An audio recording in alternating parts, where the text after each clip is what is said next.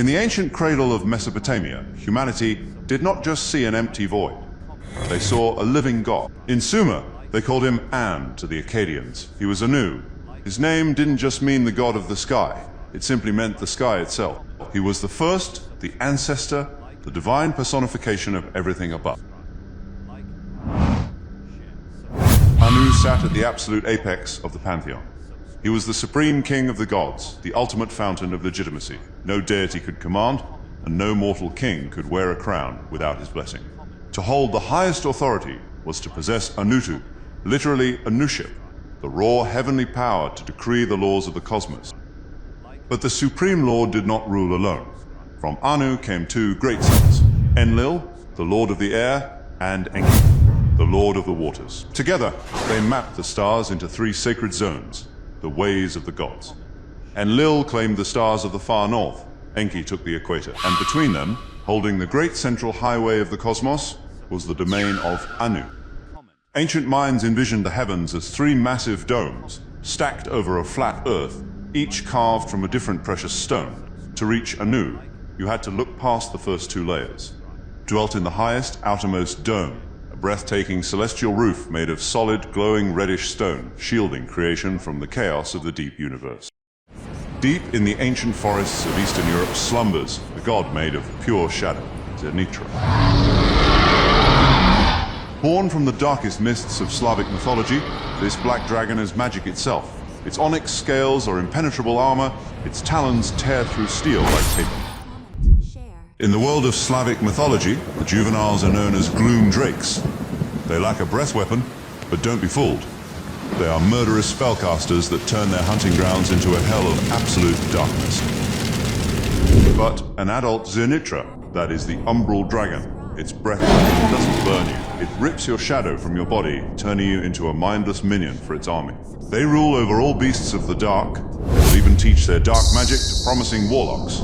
Zenitra taught them to command the dark and weaponize their own shadows. But it always comes at a terrible price. The lesson costs them their souls. Zenitra consumes a piece of their essence, leaving them empty and hollow. Around the end of the 4th millennium BC, Egypt witnessed a transformative figure rise to power, King Narmer, the fierce catfish.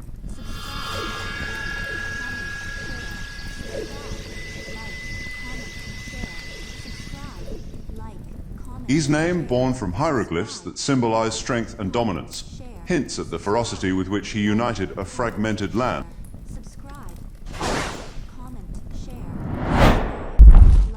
On the famed Narmer cup, we see him depicted wielding authority with a bull's tail, which embodies the strength needed to govern the lush Nile Valley.